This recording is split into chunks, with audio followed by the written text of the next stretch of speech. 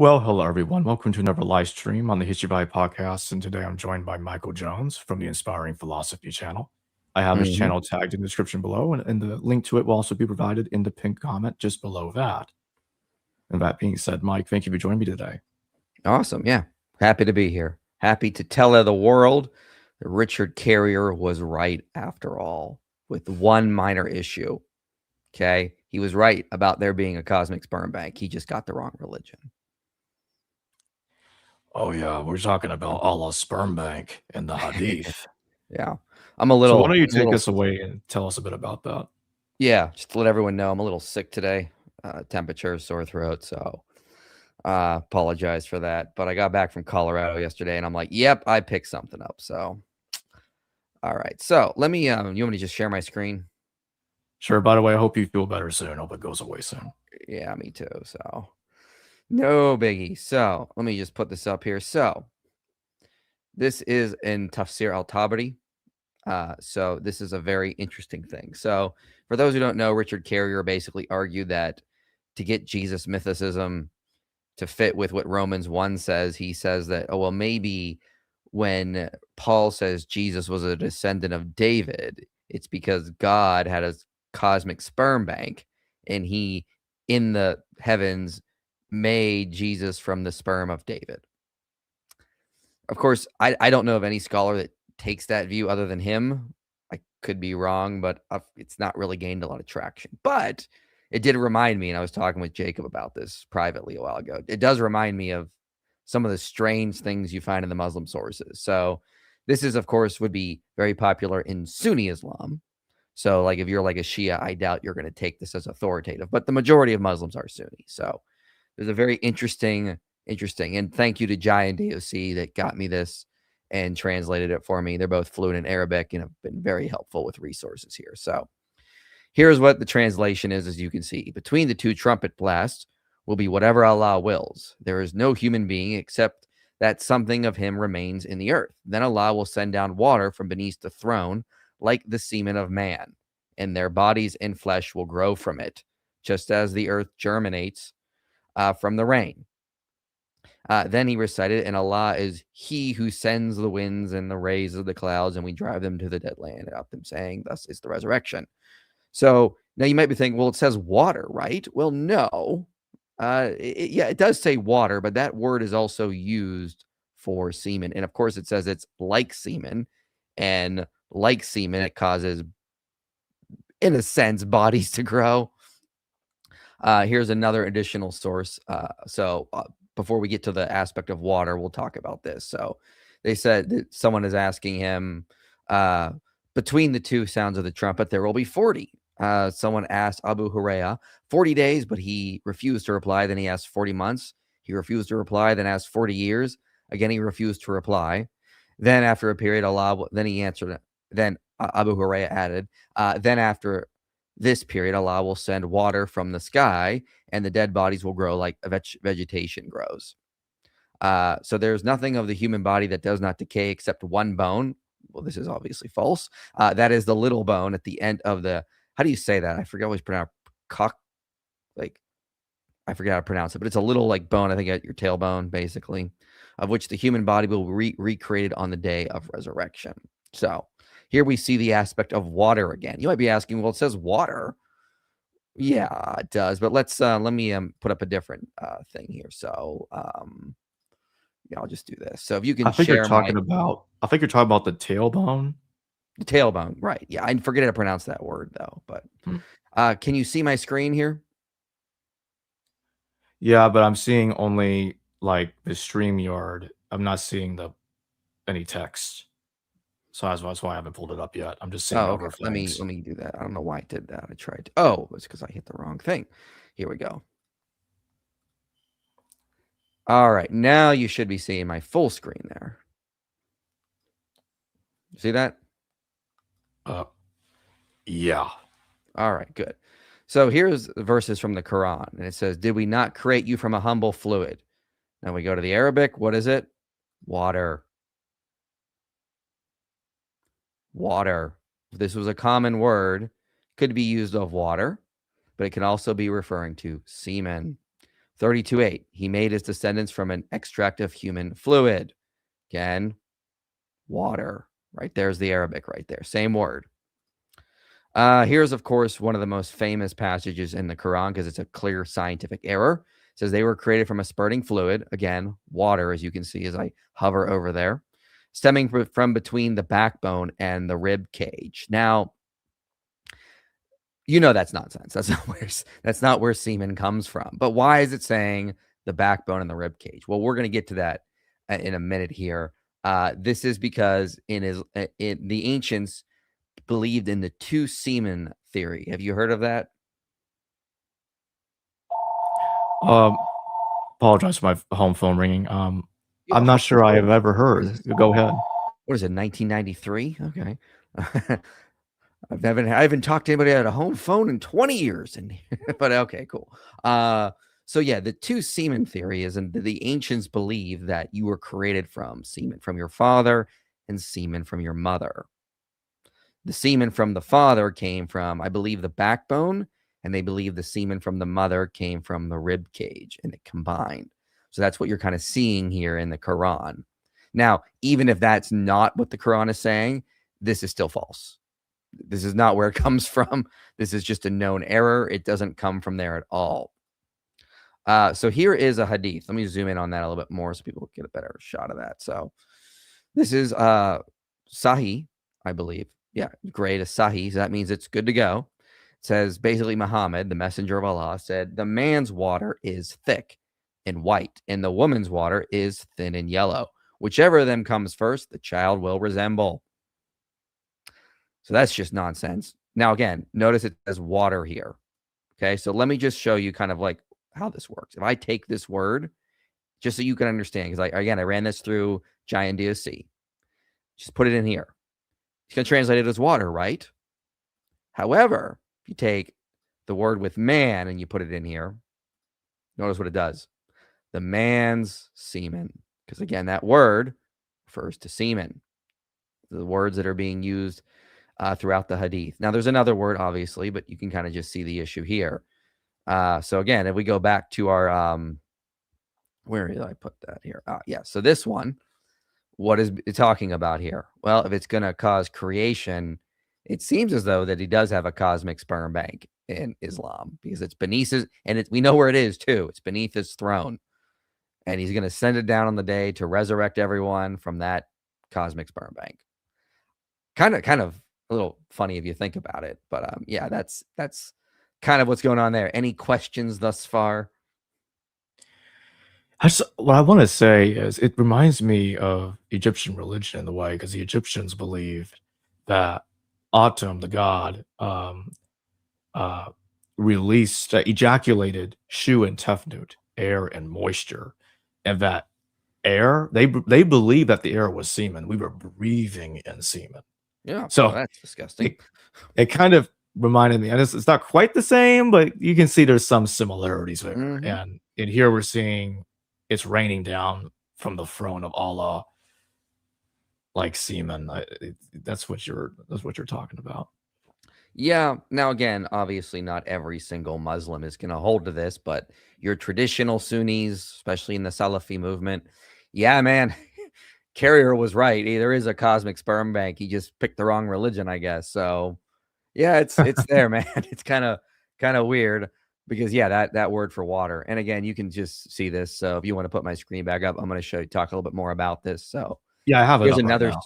All right, yeah, here's another strange hadith. Aisha, Muhammad's child bride, says, I used to wash it off the clothes of Allah's messenger, and he would go for the prayer while water spots were still visible.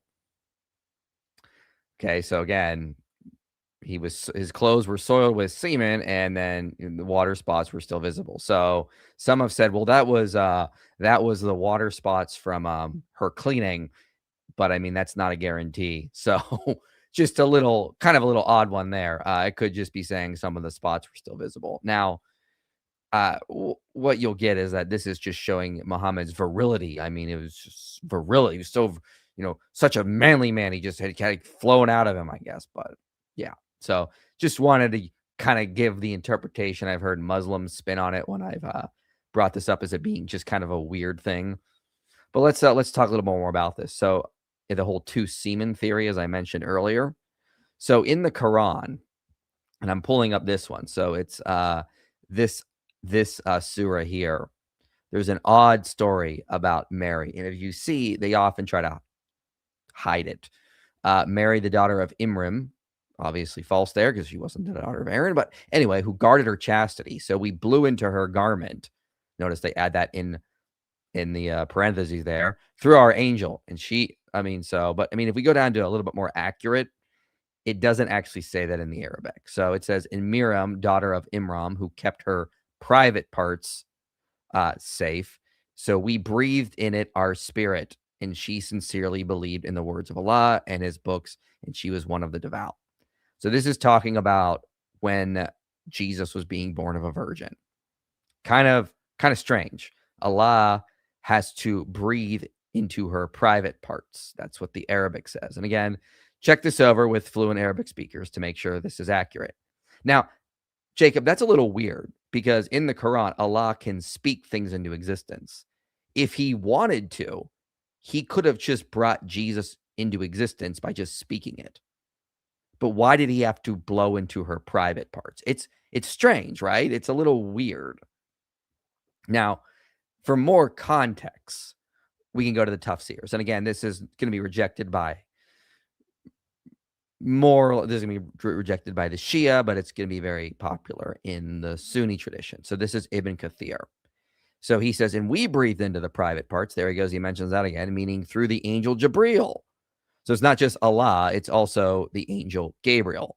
Allah sent the angel Gabriel or Jibril to Miriam, and he came to her in the shape of a man in every respect. Allah commanded him to blow into a gap of her garment, and that breath went into her womb through her private parts. This is how Isa, that is Jesus, was conceived. Kind of strange, because Allah can just speak things into existence. So now we're going to get to the interesting part, because if we go to the commentary from Qurtubi, this is his tafsir, and tafsir just means commentary. So here's what he says about this. So Allah gave Miriam both fluids. Remember when I was talking earlier about the fluids? Yep. One you get from your mother, one from your father. Well, Mary was special. I guess she was non-binary then, I guess. I don't two-gendered spirit. I don't know, something like that. Because she had both the male and the female reproductive aspects, not the whole parts, obviously, but aspects. Some of her womb and some in her spine. So then you see, again, what did we read in the Quran earlier? You can just go back to that. Again, between the backbone and the rib cage, getting it from both your parents. This ancient belief. So Jibril breathed in her to stimulate her desire, because as long as a woman does not have her desire ignited, she does not become pregnant. When that happened, by Jibril's breath, the fluid in her spine descended into her womb, and the two fluids mixed, and the fetus was attached. This is why Allah then says, when he decides on something, meaning what he wants to create or something. Now, this is really strange if Qurtubi is correct. And again, a lot of Muslims will have to take this as authoritative. Obviously, more of the scholarly type won't. The Quran-onlyists won't. The Shias won't. But I mean, in the Sunni, the traditional view, yeah, they're going to have to take this pretty authoritative. But this is, again, goes back to my main point. You can stop sharing now at this point if you want. Back to my main point here. Allah can just speak things into existence in Islam. Why didn't he do that with Jesus?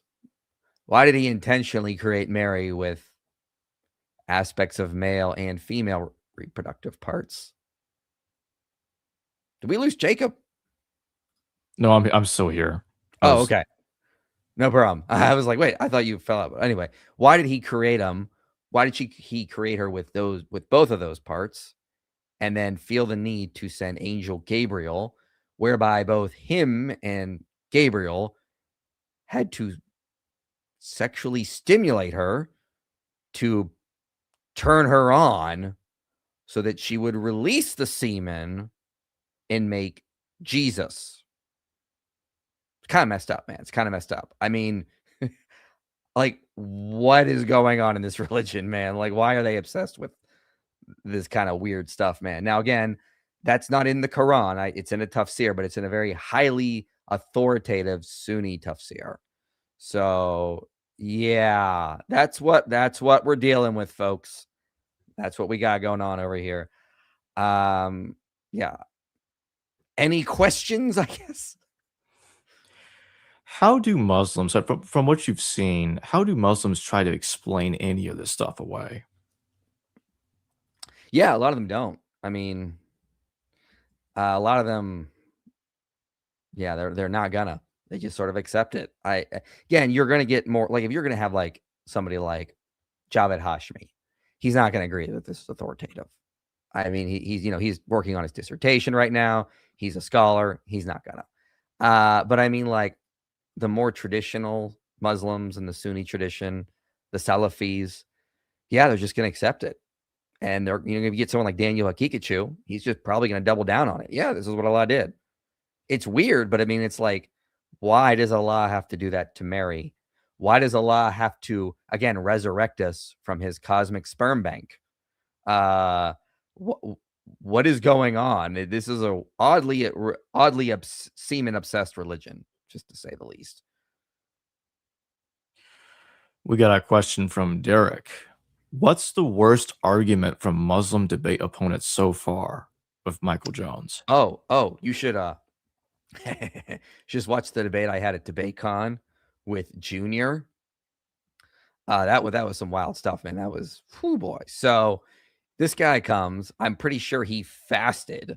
He said on stage he had been fasting 24 hours before the debate, which is, listen, there is a time to fast during a debate and leading up to it. That ain't it.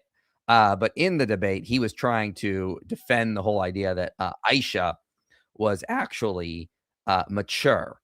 Like, so if remember in Islam, Muhammad married Aisha when she was 6 and consummated the marriage when she was 9, which means Muhammad is a non-exclusive pedophile. So that's messed up right there. So you know what? I can just play the clip here. So he tried to say, no, Aisha was mature. So here, why don't we just play the clip? I mean, I got it. So Yeah. This is our back and forth here. So I'll just hit play. 4 years. Okay, So now 12, let's talk 16. about Aisha. Let's talk about Aisha. Let's So talk you about think Aisha she hit radiallahu anha. puberty? You say she hit puberty? Yes. She What's did hit the puberty. research that shows that? The research shows that there are hadith mentioned where she played with dolls. And this hadith is very controversial and it's very important. I'm glad you brought that because up. Yeah, that's great. Old girls older than 16 years old are not allowed to play with dolls. She played with dolls. She was older than 16. Wait a minute. Wait. If she played with dolls, that means she's younger than that. No. In Islam, it's forbidden to play with dolls if you are a teenager. Yeah, that means when she was a child. No, she wasn't a child because it was allowed in the household. She said that the Prophet Muhammad, peace be upon him, allowed her. If the hadith said, I was allowed to play with my friends with my dolls. Her friends were younger. She was the oldest. She was the scholar. She was the one who served in war. She was the one who memorized 2,000 hadiths. She's the one who's called the mother of all believers. The Prophet let her sin then? Because it's forbidden to play with dolls if you're a teenager. No, but so he let her sin? Here's the He problem. let her sin, right? Here's the problem. Okay. You see the issue there, Jacob? Oh, yeah. You see the issue there? In Islam, it's forbidden to play with dolls because they are images. But they'll allow it for young girls who've not reached the age of puberty. He says it's like he just was like deprived of food and it got mixed up in his head or something. He said, well, she was playing with dolls, therefore she hit puberty. And I'm like, no, that means the opposite, bro. That means you just admitted she had not hit puberty. Therefore, she was a child, and that makes Muhammad a non-exclusive pedophile, meaning he was attracted to adult women and underage girls. Pretty gross, pretty messed up. That was probably the worst argument I ever heard because he made the case for me. Didn't realize what he was doing. Wow. Welcome to Dawa. This is what I mean. Listen, even Richard Carrier once said it. Like he said, like, you know, just like Islamic apologetics is just another level lower, man. It's just, it's like so far behind. And this is what we're dealing with. I had tried for months to get somebody to debate me on this topic of which is better for humanity, Islam or Christianity. By the way, I have a 40-minute video coming out on Friday on that, on study after study after study of all the harm Islam causes to humanity. I got some stuff you probably never even seen, but I tried and then finally this guy agreed to debate that topic with me. Wasn't his smartest decision ever, though. How did the rest of that debate go? Basically like that. So basically he conceded that, yeah, Islam is more violent and they are less educated, but I guess they have the Quran, therefore they're better. I don't know. He didn't really make an argument. He said, he looked at my my tattoo of Hosea 4:6, and he's like, look at this guy. He's got a Mossad tattoo. And I'm like, okay. Mossad wrote the Bible, apparently. That's what we're dealing with, man. Oh, so how do they write it? Like, how do they come to existence? What did they do? Did he go back and write it? Oh yeah, Mossad and their time machine went back and they added Hosea 4:6 into the Bible. You see, I mean, listen, if I was a Mossad agent, I wouldn't get a tattoo advertising it on my arm, you knucklehead. It's like, but, you know. Derek says, 50-year-old Muhammad hanging out with his wife while she plays with dolls. Holy shiz. Yeah, it's pretty creepy. It's pretty creepy. And remember that hadith I showed you, that this is the same poor child bride that was scraping the semen off of him before he'd go pray at the mosque. That's Sunan An-Nasai 200, just so you have the reference there. But yeah, so this poor girl in between playing with her dolls had to scrape the semen off of his or her 53-year-old husband. Pretty messed up. I mean, this.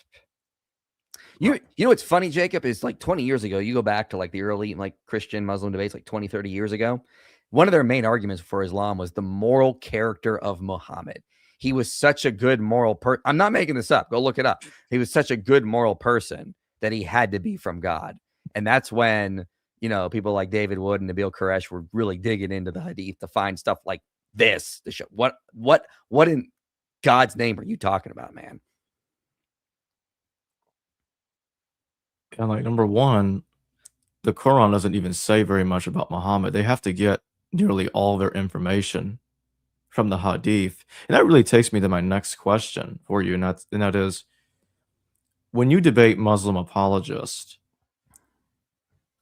from your experience, they always have the hadith on their mind alongside the Quran. They never just go off the Quran. The hadith is always part of their arguments. Yeah, the Sunnah. And again, it's going to be different. You'll get Quran-onlyist Muslims now. The Shia are going to be different. But the majority of like the Sunni, yeah. Because the Quran says it teaches Muslims things like in Surah 33:21, and there's some other places that Muhammad is their moral example. He's an excellent moral example for humanity. But the Quran doesn't say a lot about Muhammad. Excuse me, still a little sick. So this is why the hadith come in. If he is your standard, if he's your example, if he's the person you're supposed to be the most like, you have to go to what he, stories about him. This is why they have to go to the Sunnah and look at the hadith and see all about their prophet. And this is why they adamantly defend things that are things like cousin marriage or child marriage, because Muhammad married his first cousin, married a child bride, married his daughters off to, their cousins, which is disgusting and gross. And yeah, so they got to defend this stuff because the Quran says he is their pattern of conduct. It's just so ridiculous. It's hard to react. I know. It's like, how do they try to rationalize that in their own minds? Well, think about this, and let me just talk to your atheist audience for a second. Like they do try to rationalize it, first of all, but this is why I've been focusing on Islam a lot more, and why we all need to be worried about this religion. They try to rationalize and defend things like child marriage, polygyny, dhimmi status for Christians and Jews, killing of apostates.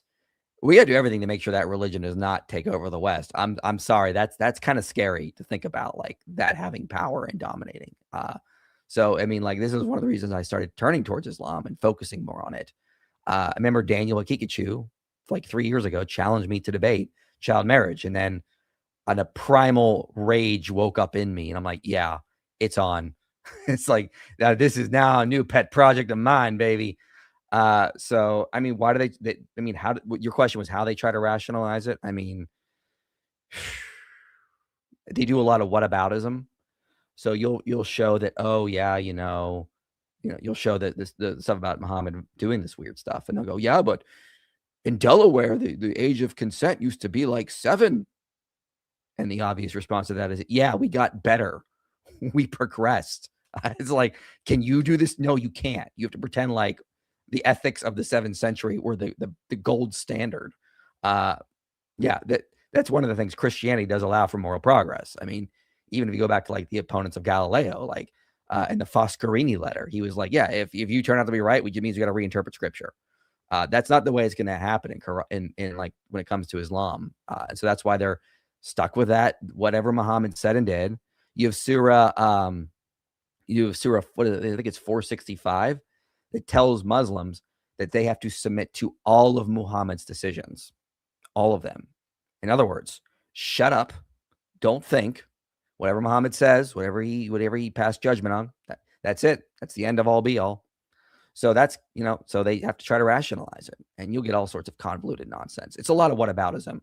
Oh, did you hear what Thomas Aquinas said? I don't care. Thomas Aquinas was not a biologist or a child psychologist, so shut up.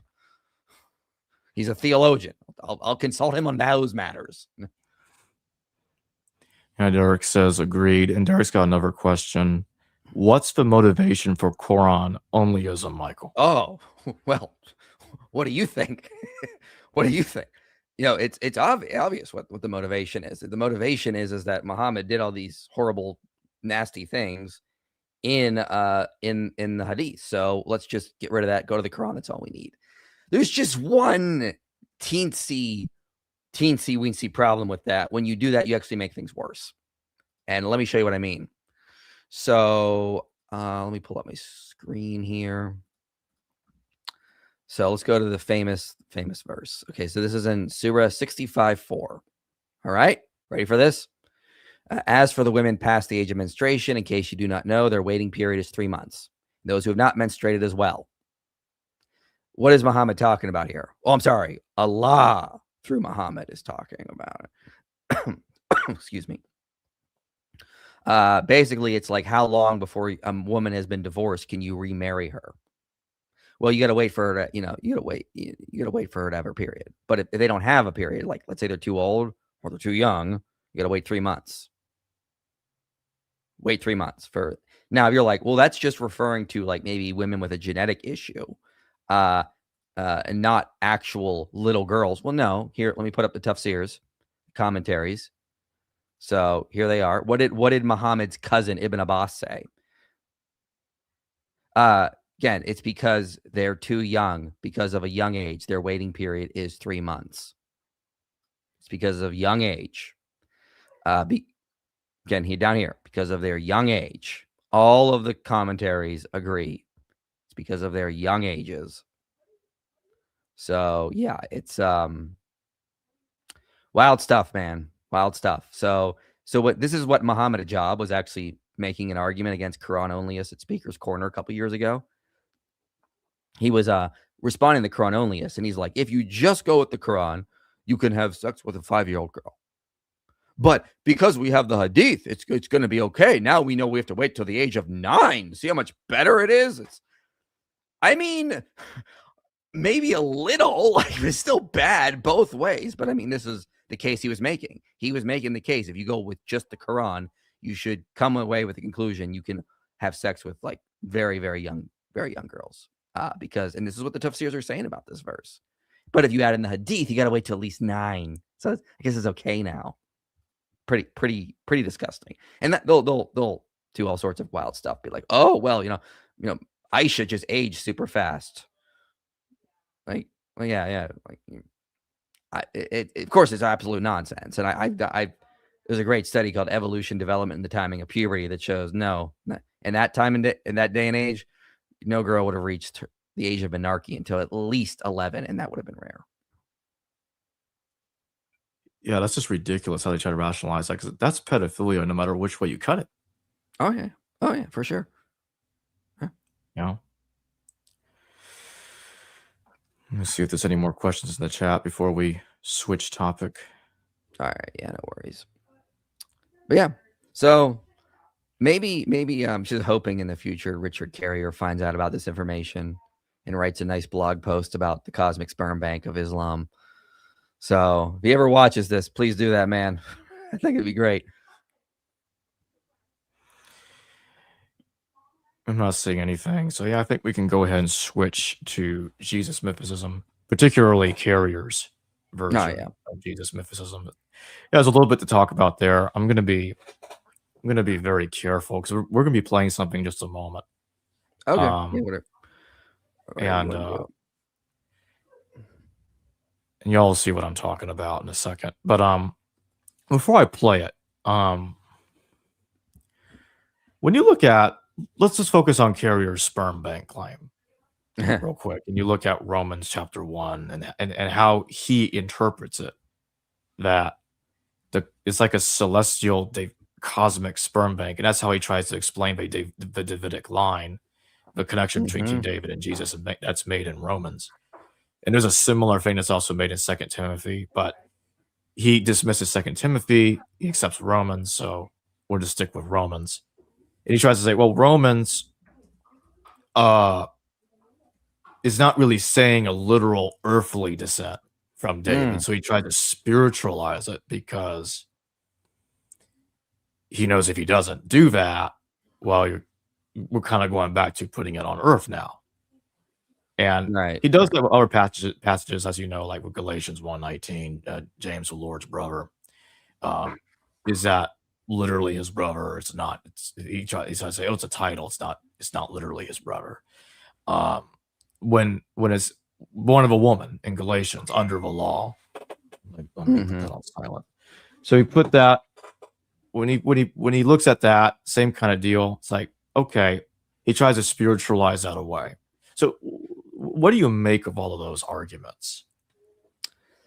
I mean, they're wildly speculative at the end of the day. There's nothing in the biblical corpus that would support it. He's got to read into the certain passages, I believe in Kings, to really try to make the argument. And the word spermatos can just mean descendants. It doesn't have to mean a direct son.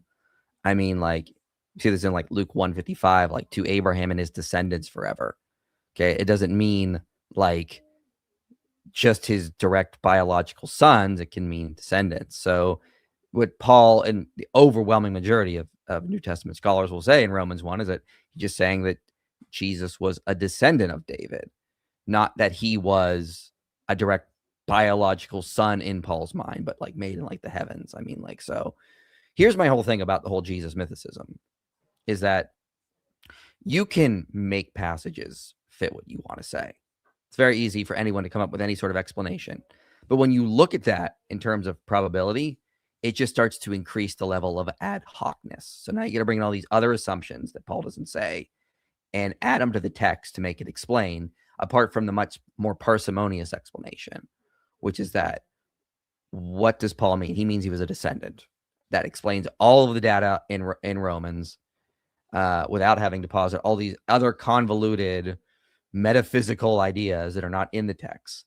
You know, it just goes back to the simple thing. Like, you know, like I could say, you know, like I could really argue that Jesus believed, you know, he was a son of, I don't know, Osiris.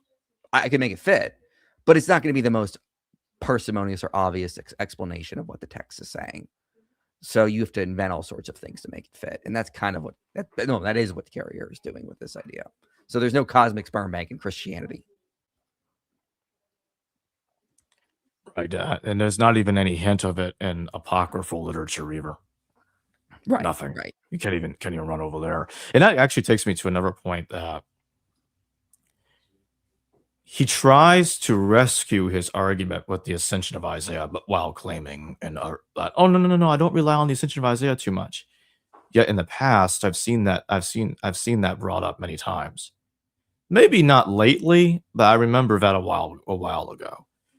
And so he'll say that there was an older version of the ascension of Isaiah in which Jesus got crucified before he even made it to the earth. He didn't even make it to the earth yet. In all recensions of the ascension of Isaiah that we have, there is a mention of Jesus walking among men or something to that effect. So There is, yeah. he does make it one way or the other. And so he has to hypothesize a proto-ascension of Isaiah, which that's missing. The funny thing is, when I've pointed this out before, I've been accused of lying by acolytes of his. I've been followers of his. I'm like, no, I'm not lying. It's literally what's going on here. And so it's so now instead of using Paul, we have to essentially create an older version of text that we have. But I'm like, wait a minute. On the other hand, you dismiss the Q source. The Q source is hypothetical, which is like a proto version of the double tradition material in Matthew and Luke. But so that's not okay with you. But on the other hand, we're going to hypothesize an earlier version of the ascension of Isaiah, which has absolutely no evidence for it. None. Right. It just seems hypocritical to me. It's wild stuff. I mean, look, you can. I remember actually credit to Robert Price for making this argument. I forget where he made it, but he's like, well, you see, guys, you can make a text. You can make Jesus into anything you want him to be. If you want him to be a feminist vegan, well, you just pick all the verses where you can fit with your theory that Jesus was originally a vegan feminist. And then you say all the other verses were added later in your original proto source was Jesus was a vegan feminist. That's my Robert Price impression. It sucks. But anyway, but yeah, I mean, I think he made a good point. I mean, you can make Jesus be whatever you want to be. Just pick out the parts of the Gospels that you like, say that's early, and then say the other parts were added later. And so we get this whole weird layer stuff going on that we just don't have any evidence for. I mean, this is one of the reasons I'm kind of skeptical of any recreation of Q. I think Q existed. I think it was probably what Papias is referring to when it says that Matthew wrote the Logia. I just don't think it can ever be reconstructed. And one of my main reasons for is that you ever thought about this, Jacob? You ever thought about this? Could we reconstruct Mark if we just had Matthew and Luke? I don't think it would look quite what we have. I'm sure parts of it would be guessed correctly, but not the whole thing. There's no way. Exactly. And you know who? Someone already did that. His name was Joseph Weeks. He wrote, I think, the last chapter of the book. What is it? Empirical Models Challenging Biblical Criticism. And he did that. Just did that. He tried to recreate Mark from just Matthew and Luke, and he came up with something that was like half the size. He called it Mark Q, M-A-R-Q. And it's just completely different theology, completely different book. I mean, not totally, but you get the idea with my hyperbole there. So yeah, I don't think we can ever actually recreate Q. I think that's unlikely. And I remember David Carr did the same thing with the Diatessaron. You can't recreate Matthew, Mark, and Luke from the Diatessaron. Maybe John, but a lot of there's so much overlap between those three. You wouldn't be able to know where certain parts of the overlap, where they go in each gospel. So, I think there probably was a Q. I think there's probably more overlap with Mark than people are actually realizing. But I don't think it's possible to recreate that kind of stuff. And so that's tying back into the main point we were getting at. The same with all these proto ascension of Isaiah sources and all this stuff. I mean, it's the same issue. It's just hard to recreate that kind of stuff. So why are we even doing that? I just think it's a lost cause at the end of the day. Right. And I've seen some try to create a proto Mark. Those theories that try to explain the minor agreements between Matthew and Luke against Mark. It's like, well, there was a proto Mark that came earlier, Marcus. Or you could go the other direction, Deutero-Marcus, post-Mark, a secondary Mark, which looked different. And Matthew and Luke just used that one. Well, we just don't have proof that those texts ever existed. Nothing. I mean, yeah, I would be totally fine to saying there was an earlier version of Mark that, I mean, Craig Evans even said that Mark, when you look at the way biographers wrote, they had notes. They did rough drafts of certain passages in their notes. So, I mean, I'm sure that stuff existed. I just don't think it could be recreated. Right. And I would argue that that's kind of different from that's a different category from arguing a proto-Mark or Marcus, Deutero-Marcus, because those could look a lot different from whatever those notes might have looked like. Mm-hmm. Oh yeah, for sure. John Macker 6490, thank you for your super chat. What do you think of Islam using apocryphal Jesus? Yeah, I mean, it uses pseudepigrapha as well. I mean, here's the problem. Muhammad was probably illiterate. I think I think the Quran came from a guy called Muhammad at the end of the day. I think he was an illiterate Arab, thought he was a prophet, thought he was receiving real revelations. But there's a place in the Quran where Allah, through Muhammad, felt the need to address an argument that his critics were making. And his critics called him the ear. What that means is that basically he just heard whatever he heard, all these stories, and believed them. That's what his critics were saying of him. He heard all these. There's other places on the Quran where it's like, like Allah has to respond to arguments on Muhammad's behalf because they're just, it's like, these aren't revelations. These are just, and it says like, these are just stories of the ancients. So Muhammad was in a place, Medina, for example, probably hearing from, like Nestorian Christians, heretical Christian groups, Jewish groups, Zoroastrian followers as well. And he's just hearing all sorts of wild stories. Some came from the Bible, some didn't.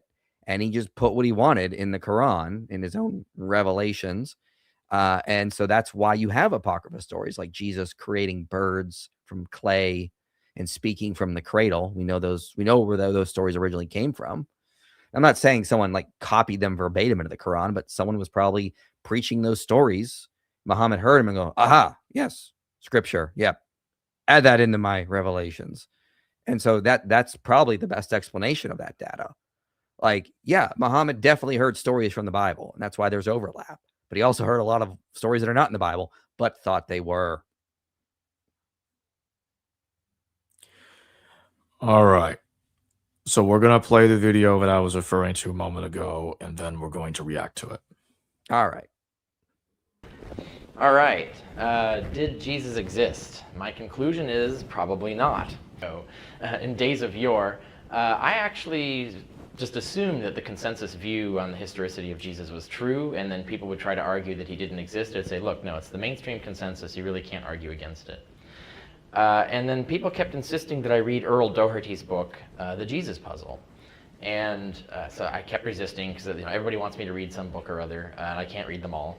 But these are people whose opinions I respected, and there were a lot of them. So I said, well, okay, so I'll read it, I'll do a review, and at least I can then, from now on, just point people to the review. That's all my writings are like that. It's just I answer a question one time, and I can just point everybody there, and I don't have to keep answering the same question over and over. So that's like everything I've written, practically, is the result of doing that. So I did that, but I was actually quite impressed by the book. He had really good arguments. I was surprised. Now, I wasn't in the position then to really vet it all, to actually check it all, to see if it actually stood up. I just want to stop it there. So this is the first problem that I have is, so he reads Earl Doherty, The Jesus Puzzle. That's how his whole journey begins here into Jesus mythicism. At first, it doesn't sound like an issue. He says, oh, I was really surprised. The arguments are pretty good. But then he says, but I wasn't in a position to vet it at the time. I'm like, wait, hold on. How do you know they were good? If you're not really sure they're good, okay, that doesn't make sense to me. I don't understand this. What do you think of that? I mean, I guess you could say so what did he exactly say again? I'll go back a few, 20 seconds or so. Hold on. Yeah, I want to make sure I get it right. That's everything I've written, practically, is the result of doing that. So I did that, but I was actually quite impressed by the book. He had really good arguments. I was surprised. Now, I wasn't in the position then to really vet it all, to actually check it all, to see if it actually stood up. Yeah, that would be I guess I could say if you read let's say you read a book like I got behind me Gary Habermas's stuff, but there's been a lot of problems that people have pointed out.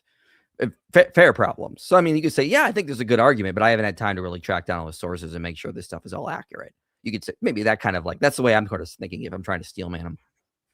Yeah, I've thought about that. Yeah, I guess that could work. And like I said, we're gonna we're going to have multiple different interpretations of this video to entertain with no really definitive conclusion, Oh, yeah. but y'all will see what we're talking about. So let's resume. Research project. But when I finished my PhD in 2008, then the recession hit and humanities departments were basically not hiring for a while or even eliminating positions. I couldn't get hired because there wasn't anything certainly not near in California where I had to work. So I asked my fans, like, well, if I can get my student debt canceled, that would be great. I'll do any project you want. I'm a freelance scholar now with a newly minted PhD from Columbia University in ancient history. And I raised $20,000, which canceled all the student debt that I had. And in exchange for that, I treated it like a research grant. I asked them, what do you want me to do? And it was unanimous, historicity of Jesus. Everybody wanted that. All my funders wanted that. So that's what I did. And so for the last 6 years, I've been trying to fulfill the obligation of doing, justifying this generous amount of money that they gave me to do it. It resulted in 2 books, Proving History and On the Historicity of Jesus. I have a few copies of On the Historicity of Jesus for sale here today. All right, we'll stop it there. That's pretty much it. What do you make of the rest of what he said? I mean, it's vague. He could be saying one or the other thing, but he could be, and there's obviously no proof of this, but it sounds like he's accidentally admitting that maybe there was a motive behind it, that was maybe there was some money driven to actually start promoting Jesus mythicism. I mean, it may not be even like realized. Maybe it was just sort of like, I want to impress these people that are giving me money, and this is what they want. Obviously, it may just be subconscious. Even. I mean, so you got to be careful with that kind of stuff. I mean, like, I don't know. Yeah. It's definitely not one way or the other, but it is a red flag, at least, is what I would say. Yeah, I don't know what to make of it. It's kind of, I don't know if it's a poor choice of words. Like, I don't know what's going on there. Very but it's like it's kind of strange because like at first I didn't have a problem with it. I'm like, okay, authority, this and that, like, okay, yeah. But it's when he started putting a lot of emphasis on the recession and his student debt. Yeah, that's odd. Yeah, it's like, some sort of slip or something, subconscious slip. And like even if the money part was briefly mentioned, like, okay, then no big deal. But it's like it's the emphasis. He kept going about it. Like it was the bridge from considering Earl Doherty to where he is later with the books that he wrote and published. And I mean, like, one of my biggest problems, again, the mythicist approach is just so ad hoc, and like the wild things you got to posit to get Paul to say Jesus was not a real person. I mean, these are not the simplest explanations of the text. I mean, you and I can explain Romans 1, when Galatians says he's born of a woman, that he had a brother James, that he had 12 disciples on the night that he was betrayed. We can explain all those lines in Paul with one explanation. Jesus was a real person. Meanwhile, the mysticist has to come up with a convoluted theory for Romans 1, convoluted theory for what he meant born of a woman, convoluted theory for brother of James. And it's like, at some point, you got to go like, why do we have to keep explaining these passages away when you can explain all of them with one explanation? Paul talks about him like a real person because he was a real person. Yeah. It's like I said again, it's like I wouldn't have a problem with it if like if the money thing was a brief mention in his journey. But it's just when he kept going about the debt and the recession, it's like I wouldn't blame. In other words, I'm not gonna say that I have a conclusion on it because I don't know what to think. Being careful, but at the same time, I wouldn't blame some people if they looked at that in a certain particular way and said, that sounds pretty bad. And that's as far as I'll go with saying that. That's as far as I'm gonna go. Yeah, smart. Yeah, I get what you mean. Yeah, just interesting to consider. The end of the day. Yeah. Solara Knight, thank you for your super chat. Matthew 1:20-21. Do not be afraid to take Mary home as your wife, because what is conceived in her is from the Holy Spirit, conceived by God's sperm.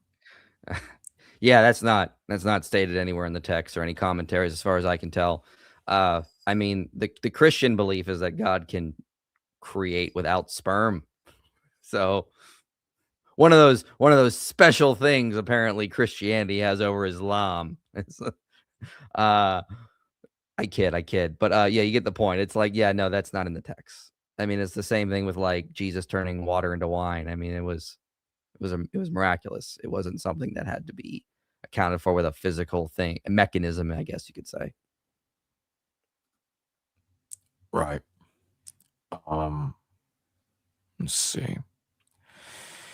That we covered. I think we covered practically all the ground there. So I guess I'll just ask this one last thing before we head out. Is when you look at back to the Islam thing real quick, when you look at Muhammad, and when you look at the Quran, you look at the Hadith, and somebody asked a question like this earlier about the use of apocryphal literature, and you also mentioned pseudoepigrapha being used. Do you also see them utilizing so-called heretical sources? Like, for instance, when they talk about now, I've seen this talked about differently about Jesus apparently not being crucified Yeah. in Islam. But then again, there are different answers to that question. Some even question if that's really the case, that he wasn't crucified.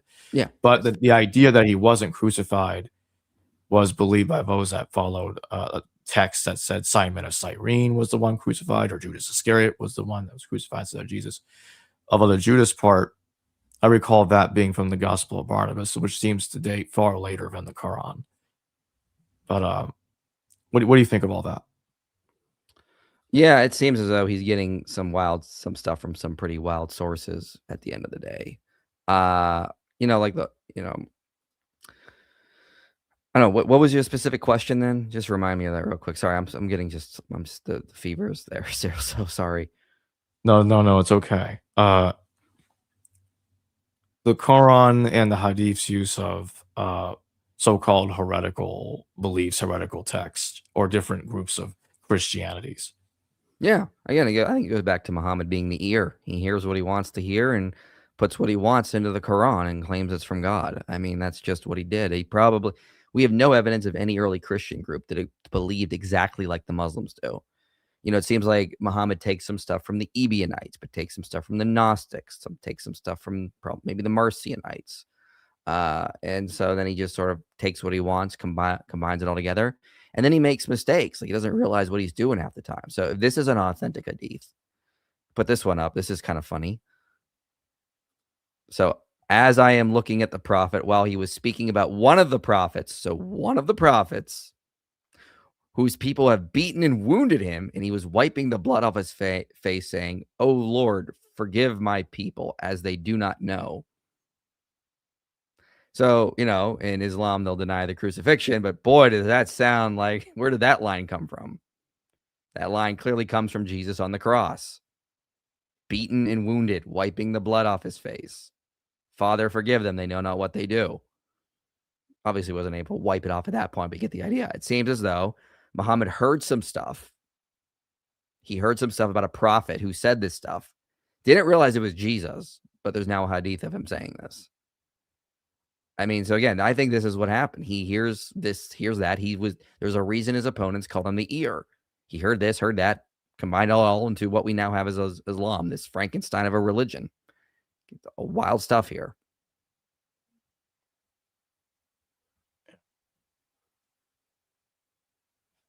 It's just like some of these things I found out recently, especially about the Al-Zut stuff. Oh, Muhammad and the Oh Al-Zut. man, I was like, I did not expect that. Like, my first reaction to this is, like, I've never heard of this before. I'm like, oh my, that's actually real. Just, I laughed so hard. I have to say it. I laughed so damn hard. Real hadith, man. So hard. Yeah. Creepy. It's creepy. There's a sex religion is obsessed with sex. It's wild. But yeah, that's what we're dealing with. And again, this is why I'm just calling everyone, like, I mean, guys, you don't want this religion to get any power. We got to stop it as much as we can. I'm dedicating a lot more time to Islam because of this. A lot of this stuff I keep finding. So yeah, that's why I'll go anywhere to talk about Islam, because this is some dangerous and some dumb stuff that needs addressed at the end of the day. So again, I want to remind everybody real quick that Mike's YouTube channel is tagged in the description below, and it will also be in the pinned comment just below that. It's called Inspiring Philosophy. So go subscribe over there if you haven't done so already. That being said, Mike, thank you very much for joining me today. Thank you. Hello viewers, thanks for watching this video from the History Valley YouTube channel. Please don't forget to subscribe and hit the notification bell. And if any of you wish to further support this channel, please consider checking out this channel's Patreon page and becoming a patron, and or donate through PayPal or through Super Chat during your live stream. Thank you.